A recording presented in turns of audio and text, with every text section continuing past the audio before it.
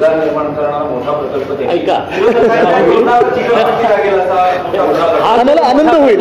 ऐका, खरोखर जर मोठा नवा प्रकल्प ज्याची कुठेही काही आधी ही तयारी नव्हती आणि माहिती नाही असा जर आला तर स्वागतच होईल त्याचं. कारण आपल्याला जास्तीत जास्त रोजगार निर्माण झाले पाहिजे, जास्त गुंतवणूक महाराष्ट्रात पाहिजे, ते स्वागतच करू. पण जर उद्या रिफायनरीचा प्रकल्प हा दिला आणि हीच ती नुकसान भरपाई झाली असं सांगत असतील तर ती फसवणूक होईल. याचं कारण असं की रिफायनरीच्या प्रकल्पाची गोष्ट केंद्र सरकारकडून किंवा त्या कंपन्यांकडून गेले 8-10 वर्षापासून चालू आहे. नाणार रद्द झालं, परंतु दुसरी जागा राजापूर जिल्ह्यातली निवडून MIDCने त्याचं भूसंपादन केलं.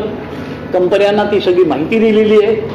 त्यानंतर ही सगळी प्रक्रिया चालू असताना मुख्यमंत्री उद्धव बाळासाहेब ठाकरे यांनी केंद्र सरकारला पत्र लिहिलं आणि त्याच्यामध्ये आम्ही या बारसू राजापूर या ठिकाणी काय काय सगळी तयारी केलेली आहे, तिथल्या ग्रामपंचायतीचे ठराव झालेले आहेत प्रकल्प मागण्यासाठी आणि ही सगळी वस्तुस्थिती अनुकूल आहे.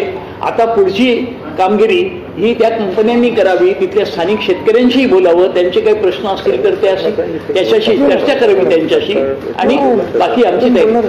ह्या मुख्यमंत्र्यांच्या पत्राला, मुख्यमंत्री उद्धव ठाकरे साहेबांच्या पत्राला केंद्रीय मंत्र्यांचं उत्तर आलं. अर्थात ते उत्तर आलं त्यापूर्वीच मुख्यमंत्री उद्धव ठाकरे यांनी राजीनामा दिला होता, परंतु त्यांनी मुख्यमंत्र्यांनी पाठवलेल्या पत्राची दखल घेऊन त्याच्यामध्ये आम्ही तुम्ही दिलेल्या सगळ्या माहितीची दखल घेतली आहे आणि आमचं शिष्टमंडळ ह्या कंपन्यांचं लवकरच जात आहे. इतकी सगळी प्रगती झाली आहे आणि आता तर जर त्या प्रकल्पाची घोषणा झाली, कारण ते सगळं संपादनच झालेलं आहे, सगळ्या गोष्टी खूप प्रगत अवस्थेत आहेत, ते जर सांगत असतील तर ती मात्र ह्या झालेल्या नुकसानीची नुकसान भरपाई नव्हे, ही प्रक्रिया चालूच आहे. कुठली नवीन गुंतवणूक येते हे मात्र समजून घ्यायला आम्ही उत्सुक आहोत. बरं, अजून एक ह्याला ॲडिशन असं आहे की जसं उद्योग मंत्री हे आम्हाला सांगतायत की ह्याच्यापेक्षा मोठा प्रोजेक्ट येईल, तसं मला वाटतं जे घटनाबाह्य मुख्यमंत्री आहेत ते सांगतात की कॅबिनेट एक्सपेन्शन मध्ये आमच्यापेक्षा मोठा तुम्हाला कॅबिनेट दिला जाईल. एक मिनिट, थेट आव्हान आहे की महाविकास आघाडी सरकारच्या काळात उद्योग किती आले महाराष्ट्रात, प्रकल्प किती आले त्याची आकडेवारी आणि किती रोजगार निर्माण झाले याची आकडेवारी जाहीर करू शकता. नक्कीच करू लवकर. एक मिनिट, त्यांचा प्रश्न होता ते. आपने कहा कि फॉक्सकॉन गया और मतलब देयर वाज अ प्रूफ कि आप स्विट्जरलैंड में आपने MOU तय किया था. एयरबस गया ये कैसे आप कह सकते हैं, मतलब ये जानना चाहते हैं कि एयरबस के साथ जब NDA गवर्नमेंट थी तब किस लेवल तक बातें आई थी? साफ बात है, आज हम जो बात कर रहे हैं वो 4 बड़े प्रकल्प की बात कर रहे हैं, बड़े प्रस्ताव की बात कर रहे हैं. पहला जो प्रस्ताव हमारे हाथों से गया, जो इन्वेस्टमेंट थी, वो था वेदांता फॉक्सकॉन. वेदांता फॉक्सकॉन के साथ हमारी बातें जनवरी से चालू हुई थी, लगभग जून तक जब हमारी सरकार गिराई गई. उसके बाद अगर आप देखें तो जो अनकॉन्स्टिट्यूशनल सरकार है उनके जो मुख्यमंत्री कहलाते हैं उन्होंने हाउस में हमें वचन दिया था, हाउस में बयान दिया था कि वेदांता फॉक्सकॉन आने वाले हैं, जबकि इन्वेस्टमेंट 1.4 लाख करोड़ की थी, उन्होंने बताया था 4 लाख करोड़ की. MIDC में जर्नल में आया था 1 लाख करोड़. उनको भी पता नहीं था कि क्या चल रहा है, लेकिन वेदांता फॉक्सकॉन हाथों से निकल गया. फिर थी बात बल्क ड्रग पार्क की. बल्क ड्रग पार्क महाराष्ट्र में 394 फार्मेसी कॉलेजेस होते हुए, वैक्सीन प्रोडक्शन में हाईएस्ट होते हुए, फार्मेसी ड्रग्स में हाईएस्ट प्रोडक्शन होते हुए महाराष्ट्र से लेकर 4 अन्य राज्यों में बल्क ड्रग पार्क दिया गया, लेकिन महाराष्ट्र में नहीं आया. तीसरी बात हुई मेडिकल डिवाइस पार्क की. वो हमें लाना था संभाजीनगर डिस्ट्रिक्ट में, ऑरिक सिटी में, वहां से वो निकल गया. 4 अन्य राज्यों को दिया गया, लेकिन महाराष्ट्र में नहीं आया. और चौथी बात आज जो हम कह रहे हैं वो एयरबस टाटा की. बात साफ है, एयरबस टाटा की डील, ये सबको पता था कि पिछले साल से बातें हो रही थी. जो सितंबर की वो बात कर रहे हैं वो डिफेंस मिनिस्ट्री के साथ, गवर्नमेंट ऑफ इंडिया के साथ उनका टाइप हुआ था. एयरबस टाटा का टाइप डिफेंस मिनिस्ट्री के साथ देश में आने वाला, ये सबको पता था. इनफॉर्मली फॉर्मली जब भी टाटा ग्रुप से बातें होती थी, जो एयर शो में देसाई साहब भी गए थे, वहां भी बातें हुई. लेकिन यही बात है कि अगर आप देखें तो 2 प्रमुख राज्य के मंत्री ने, जैसे गडकरी साहब ने अभी अक्टूबर 2022 में उनको खत लिखा है एन चंद्र साहब को कि नागपुर मिहान में लिया जाए. जो हमारा भी कहना था कि नागपुर मिहान में एयरबस टाटा आए तो बेहतर होगा, क्योंकि जो महाराष्ट्र में थ्रस्ट इंडस्ट्री कहलाते हैं 2019 से लेकर 2024 की पॉलिसी में ये industry aviation is a thrust industry, ATF में भी हम हाईएस्ट है, बोइंग है, HL महाराष्ट्र में है, तो काफी सारी बातें हैं जो इसको कंड्यूसिव है, जहां नहीं मैं बात कर रहा हूं उसी पर। तो ये बात हुई। दूसरी बात हुई, जब से जुलाई में वेदांता फॉक्सकॉन चला गया था तब से हम चिल्ला रहे कि भाई एयरबस भी चला जाएगा, आप उनसे बातें कीजिए। हमने बात करने की कोशिश की, अभी आपकी सरकार केंद्र में भी है, राज्य में भी आपकी सरकार है, एयरबस टाटा को तो मिहान में लाई है। लेकिन तभी आपने देखा होगा जो उद्योग मंत्री महोदय आज के, उन्होंने कहा था एक चैनल पे जाके कि हम 100% ये एयरबस टाटा को यहाँ लाने की कोशिश करेंगे। एक पहली बात है कि अगर उन्होंने पहला ही MOU किया होगा दूसरे राज्य से तो झूठ बोलने की क्या बात थी? ये उनको पता नहीं था क्या? और अगर नहीं पता था तो इतने कॉन्फिडेंस से कैसे बात कर सकते हैं कि हमने लाया? चलो हमने कुछ नहीं किया होगा, आपने तो करना चाहिए था। डबल इंजन की सरकार में एक इंजन फेल कैसे हुई? और इतनी फेल हुई कि चारों प्रोजेक्ट हाथ से निकल गए। भाजपने असं मत मांडलं असतं की मागच्या 2.5 वर्षामध्ये हे प्रकल्प थांबवण्यासाठी काही लीगल डॉक्युमेंट झाले असतील किंवा काही लीगल थांबवण्यासाठी प्रयत्न झाले असतील तर ती कागदपत्र मग समोर आणली जातात। आता एक चांगलं झालं की पहिल्यांदा तो पक्ष बोललाय, दोन दिवस त्यांना गद्दारांना मार खायला ठेवलेलं प्रेसमध्ये, तर त्याच्यात पण हेतू काय बघा, विचार करा की खरोखर भाजप ह्या 40 लोकांच्या पाठीशी उभा आहे की त्यांना पण हे दाखवायचं की या 40 लोकांना काही प्रशासन जमत नाही, हे थोडा विचार करा।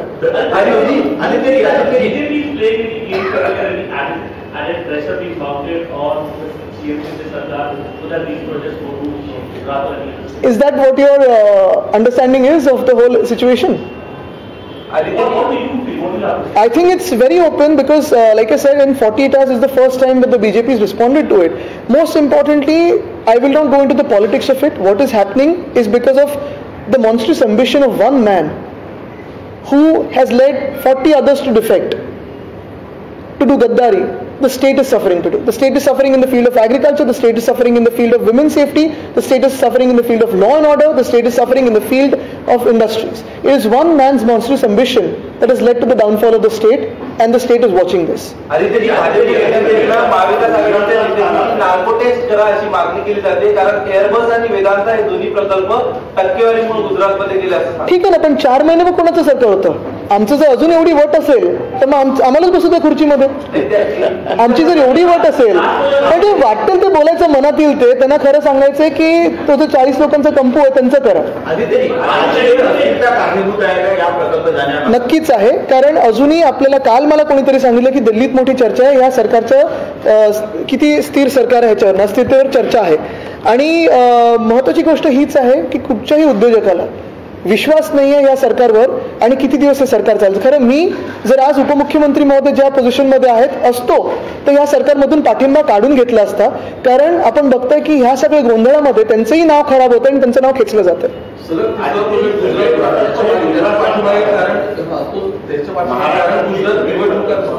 हे असू शकतं, पण मी तुम्हाला परत एक सांगतो, कुठच्याही दुसऱ्या राज्यात जाणं प्रकल्प मला त्याचं दुःख नाहीये, कुठेही जाऊ द्या। जेव्हा मी डॅव्होसला होतो तेव्हा पण माझे इंटरव्ह्यू बघा, 6 की 7 आम्ही राज्य होतो तिथे, आंध्र होतं, तेलंगणा होतं, कर्नाटक होतं, मध्य प्रदेश होतं आणि केंद्र सरकारचं पण डेलिगेशन होतं। मी हेच सांगत होतो की प्रत्येक रुपया जो आपल्या देशात येतो, प्रत्येक इन्व्हेस्टमेंट जी आपल्या देशात येते ही महत्वाची, कारण प्रत्येक राज्याला तेवढाच अधिकार आहे पुढे जाण्याचा। पण वाईट ह्या गोष्टीचं वाटतं की आपलं राज्य काहीच करत नाही हे गुंतवणूक आपल्या राज्यात आणण्यासाठी। आता तुम्ही बघा, शिवराज चव्हाण साहेब पुण्यात येऊन गेले, तिथे गुंतवणूकदारांशी चर्चा केली, उद्योजकांशी चर्चा केली। मी त्यांचं कौतुक करतो की मुख्यमंत्री म्हणून दुसऱ्या राज्यात जाऊन आमच्या राज्यात काय आणू शकतात हे त्यांनी विचार केला। नवीन पटनायक साहेब आपल्या राज्यात आले, त्यांनी चर्चा केली, त्यांनी इथे इन्व्हेस्ट इन ओडिशाचा स्टॉल लावलेला, त्यांचं कौतुक करतो, कारण दुसरा मुख्यमंत्री आपल्या राज्यात येऊन, मला वाटतं गेहलोत साहेबांनी पण तसं केलेलं आहे। हे सगळं होत असताना आमचे मुख्यमंत्री कुठे जात आहेत? दहीहंडी बघायला, मंडळ फिरायला, घरी कोणाचं तरी जायचं, तो गद्दारी करतो का मग शाल घालायची। हे किती वेळ चालणार असून? हे कुठेतरी लाज वाटायला पाहिजे ना, आम्हाला तरी लाज वाटायला लागले की अरे आमचे मुख्यमंत्री नक्की करतायत काय? घटना बाहेर जरी असले तरी आता खुर्ची त्यांच्याकडे पकडून बसले खुर्चीला। बाकी राज्यों के मुख्यमंत्री महाराष्ट्र में आ रहे हैं, लेकिन महाराष्ट्र के मुख्यमंत्री आते क्यों नहीं? यही पूछ रही है, यही मैं बात कह रहा हूँ और यही मैं उनका अभिनंदन करना चाहता हूँ। यही जो मैंने कहा कि डावोस में जब हम थे तब देसाई साहब, मैंने, नितिन राउत साहब ने यही स्टैंड लिया था कि इन्वेस्टमेंट हमारे देश में आए, किसी भी राज्य में जाए लेकिन इन्वेस्टमेंट देश में आए, क्योंकि इन्वेस्टमेंट और रोजगार ये हमारे देश के लिए बहुत महत्वपूर्ण है। लेकिन अगर इस बात से अगर देखें, इस नज़रिए से देखें, तो देश में अंतर्गत जो राज्यों के रिलेशनशिप्स होते हैं, इन्वेस्टमेंट के रिलेशनशिप्स होते हैं, तो फिलहाल हाल ही में मुझे लगता है शिवराज सिंह चौहान साहब आके गए, नवीन पटनायक साहब आके गए, गहलोत साहब आके गए, अपने अपने राज्यों की बात उन्होंने महाराष्ट्र में कही। लेकिन हमारे जो अनकॉन्स्टिट्यूशनल सीएम साहब है वो कहीं नहीं जा रहे, वो तो मंडल मंडल घूम रहे हैं, अभी भी वो सीएम मोड में नहीं है। और शायद यही मैंने बात की कि अगर डीसीएम जिस पद पे है, जिस पोजीशन में है, अगर मैं वहां होता तो मैं इस्तीफा देके फ्रेश इलेक्शंस लेता, क्योंकि उनका भी नाम इसमें खराब हो रहा है। सेपरेट इशू, गुजरात सरकार के यूनिफॉर्म सिविल कोड लाने के प्रयासों को आप किस तरीके से देखते हैं? नहीं, आज मुझे लगता है इसी पे बात होनी चाहिए, क्योंकि ये सब कुछ भी हो, आज इस देश में सबसे इंपॉर्टेंट चीज यही है, रुपए की वैल्यू, इन्वेस्टमेंट आ रही कि नहीं, और बढ़ती हुई बेरोजगारी। मुझे लगता है इसी पे बात होनी चाहिए, क्योंकि ये सारी जो चीजें हैं वो पेरिफेरल चीजें हैं, होनी चाहिए नहीं होनी चाहिए, उन पर लार्जर डिबेट हो सकती है। लेकिन अगर मैं 20 साल का हूँ, 22 साल का हूँ, 25 साल का हूँ, मेरी कॉलेज की शिक्षा पूरी हुई है, तो जॉब कौन देने वाला है? सबसे पहली चीज ये है, सबसे अहम चीज ये है। Tatas had lost their interest long back because of the political instability in Maharashtra. The sitting ministers who are being arrested, perhaps the Tatas realize there's a tug of war going on between the center and the state. I think if you realize from July 2022 onwards, after the Gaddar Sarkar has been sworn in, largely what has happened is everyone has lost faith in the stability of this government. Nobody knows who's running the government, nobody knows who's in charge of the government, nobody knows who's taking the shots. Everyone feels it's a chaotic situation, and therefore no investor is looking towards Maharashtra today. Cumulatively, what is the money loss and job loss that is happening? More than the money loss and job loss is a loss of face for Maharashtra, unfortunately. Maharashtra at a certain point, right up to now, even when you had the BJP Sena government from 2014 to 2019, when Desai Saab was the industries minister, was attracting a lot of investment based on its merit. I have seen the faithfulness that Desai Saab had with the investors when we spoke at Davos or here or different conventions. Today, nobody knows what is going on. And it's a loss of face for us, it's a loss of pride for us, and loss of opportunity. Even today, there are lakhs of people who come to Maharashtra, come to Mumbai, come to Pune, come to Nagpur, from across the country, from different states of the country, in search of jobs and looking for their dreams. And they're missing out on that. Will you be there in an attempt to move the financial center of the country from Mumbai to... See, that is all a larger debate. My biggest point is, why is the unconstitutional government trying to be successful in dirty politics but failing at governance? Also, can you say certainly that if your government hypothetically would be in power today, projects like Vedanta and Airbus would be in Maharashtra and you would... I would love to imagine that hypothetically. I normally don't go into hypothetical situations, but having said that, we have done everything we can right up to June 2022. There was a certain sense of stability, there was a certain sense of faith in the industries minister, and looking at the track record from 2019 November to 2022 June, 6.5 lakh crores in the time of COVID is not a very bad number at all. Aditya ji, एका बाजूला रोजगार निर्मिती प्रकल्प यावरून महाराष्ट्रात आणि देशातील सगळं वातावरण ढवळून निघालंय. अशातच देशातल्या चलनी नोटेंवर कोणाचे फोटो असावे यावरून ही वाद सुरू झालाय. त्यावर तुमचं मत? नाही, माझं मत घेण्यापेक्षा केंद्र सरकारचं मत आपण घ्यावं. भाजपचं मत त्याच्यावर काय, कारण निर्णय त्यांच्याकडे. आणि अजून एक तुम्हाला सांगतो, ठीक आहे, एक हिंदुत्वाचा जर विषय घ्यायचा असेल तर काल मी एकविरा देवीचं दर्शनाला गेलेलो आणि अनेक मंदिरांसाठी आम्ही जी कामं सुरू केलेली, मग डागडुजीची असतील, आजूबाजूच्या सुशोभीकरणाची असतील, तसंच एकविरा देवीच्या मंदिराला तिथे गेल्यानंतर आमचं अनेक वर्षाचं स्वप्न होतं, उद्धव साहेबांचं, माझं देखील, की तिकडे चढून जाणाऱ्या ज्या पायऱ्या आहेत त्या नीट कराव्यात. फनिक्युलर ट्रेन त्याचं आम्ही टेंडर स्टेजपर्यंत आणलेलं. काल परवाकडेच मला कळलं की त्याला देखील स्थगिती दिलेली आहे. म्हणजे मंदिरांच्या कामांना स्थगिती देणं हे कुठच्या हिंदुत्वात बसतं, कुठच्या विकास कामात बसतं, कुठच्या राजकारणात बसतं? इथं तर मी काही रोज जात नाही, पण अनेक लाखो भाविक जात असतात, ज्येष्ठ नागरिक जात असतात. त्यांच्यासाठी जी आम्ही कामं सुरू केलेली त्याला पण स्थगिती तुम्ही देता. हे कुठच्या हिंदुत्वाच्या परिभाषेत बसतं हे आपण मला सांगावं. तुम्ही म्हणताय की कृषी मंत्र्यांनी उद्योगमंत्र्यांनी राजीनामा द्यावा. आता अब्दुल सत्तार म्हणतायत की तुम्ही राजीनामा द्या, मी पण राजीनामा देतो, थेट आव्हान देतो. पण मी कशावर न देऊ? हीच परिस्थिती झाली. त्यांना माहितीच नाही रोज काय करायचं आणि रोज काय बोलायचं. त्यांना गुदगुले झाल्यासारखे हसत सुटलेत ते. नाही, ते उदय सामंतांना बोलले की कोणाला बोलले? अच्छा, नाही काय आहे की पुढच्या 5-6 दिवसात ते मुख्यमंत्र्यांना पण हेच बोलू शकतील. तिथे तशी परिस्थिती आता निर्माण होते, तुम्ही लक्षात घ्या. कारण तिथे एक व्हाईस कॅप्टन कोणतरी नवीन बनलेलं आहे. हे मी आता जास्ती बोलत नाही, ते आपल्याला गुपित माहिती आहे, ते मला माहिती नाही. पण एक महत्वाचं एक मिनिट ह्याच विषयावर एक अजून महत्वाचं आहे. जसं कृषी मंत्री ह्याच्याबद्दल बोलत आहेत, अतिवृष्टीचे देखील नुकसान भरपाई कुठेच दिलेली नाहीये. पंचनामे अनेक ठिकाणी झालेले आहेत. प्रस्ताव सरकारकडे दुसऱ्यांदा गेलेला आहे, पण पैसा 1 रुपयाचा सुद्धा आलेला नाहीये कलेक्टर्सकडे किंवा जी काही यंत्रणा असते त्याच्याकडे. आणि जिथे जिथे आम्ही दुसरीकडे गेलो तिथे पंचनामे पण झाले नाहीये. प्राथमिक सर्वेचे आदेश दिलेले आहेत, पण काय निकष लावणार, कशावरनं नुकसान भरपाई दिली जाणार, हा एक विषय झाला. तिसरी गोष्ट म्हणजे आमचे आमदार कैलाश पाटील हा 6वा दिवस आहे उपोषणाला बसलेले आहेत. त्याची देखील सारी दखल या राज्य सरकारने घेतली नाहीये. दुर्दैव हेच आहे की जेव्हा एखादा लोकप्रतिनिधी, मग कुठच्याही पक्षाचा असो, आंदोलनाला बसतो, उपोषणाला बसतो, तेव्हा साधा तिकडचं कुठचाही लोकप्रतिनिधी असेल, मंत्री असेल, यांनी फोन करून विचारपूस करणं गरजेचं. उद्धव साहेबांनी मी रोज सांगतो की लढा मोठा आहे, ते करू नका, पण ते आता शेतकऱ्यांसाठी बसलेले आहेत. मला वाटतं दानवे साहेब तिथे जाणार आहेत, मी देखील लवकरच जाणार तिथे. पण आमच्यापेक्षा मला वाटतं कृषी मंत्री पोहोचून काय नक्की आहे किंवा सरकारने, कृषी मंत्र्यांकडून अपेक्षा पण नाही आहे, सरकारने दखल घेऊन हा प्रॉब्लेम तातडीने सोडवला पाहिजे.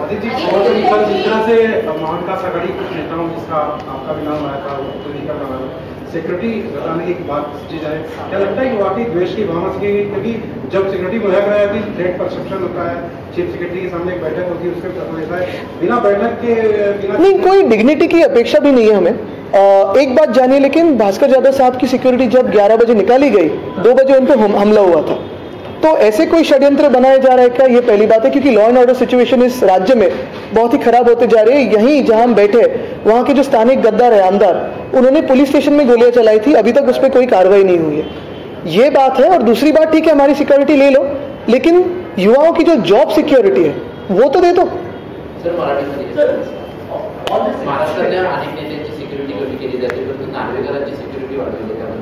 कुठचे स्पीकर की आमचे? नाही, एक महत्वाचं आपण बघा, सिक्युरिटी कमी करणं वगैरे हे सरकारच्या हातात असतात, तर त्याच्यात राजकीय काही विषय वगैरे का, हा वेगळा विषय झाला. भास्कर जाधव साहेबांवर हमला जेव्हा झाला तेव्हा 11 वाजता त्यांची सिक्युरिटी काढली आणि 2 वाजता अटॅक झालेला. असं काही षड्यंत्र ह्या इतर नेत्यांसाठी होत आहे का?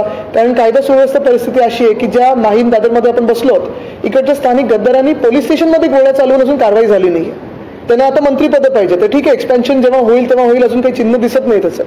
दुसरी गोष्ट ही आहे, सिक्युरिटी काढून घ्या, पण तरुणांच्या जॉब सिक्युरिटी बद्दल कोणी बोलत नाहीये, तो महत्वाचा विषय झालेला.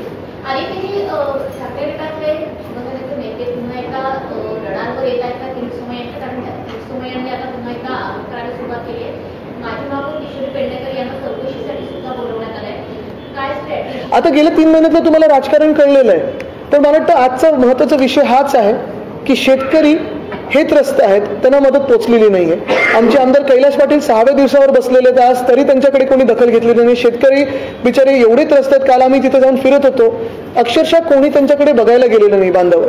हा दुसरा विषय. तिसरा विषय ह्याच्यात अजून महत्वाचा आहे की कदाचित आम्ही फिरायला लागल्यानंतर आता मुख्यमंत्री उपमुख्यमंत्री परत घराघरा फिरायला सुरू होतील, महाराष्ट्रात बांधावर जातील. पण जे मला शेतकऱ्यांनी सांगितलं की साहेब, जोपर्यंत आम्हाला हातात मदत येत नाही आम्ही यांच्यावर विश्वास ठेवणार नाही, आम्ही त्यांना विचारणार आहे देता की जाता. कारण घोषणा अनेक झालेल्या आहेत. आपल्या आठवत असेल जून जुलैमध्ये दहीहंडीसाठी पण घोषणा झालेली की खेळाचा दर्जा देऊ, इन्शुरन्स देऊ, अशा अनेक घोषणा झालेल्या आहेत, पण घोषणेवर कुठेही अंमलबजावणी झाली नाहीये. हातात जो पण मदत येत नाही तोपर्यंत शेतकरी हा शांतता बसणारच नाही, तरी विश्वास पण ठेवणार नाही. दुसऱ्या बाजूला जसं मी सांगितलं की उद्योजकांमध्ये देखील एक वेगळं वातावरण आहे. महाराष्ट्रात कोणाला यायचं नाहीये, कारण कायदा सुव्यवस्थेचे जे प्रश्न असतील किंवा राजकीय अस्थिरतेचे प्रश्न असतील, हे कुठेही चांगलं चिन्ह नाही महाराष्ट्रासाठी. मला वाटतं हेच मी सतत सांगत आहे की पुन्हा एकदा जर निवडणुका घेतल्या तर स्थिर सरकार येईल आणि लोकांना जे पाहिजे ते सरकार येईल. धन्यवाद.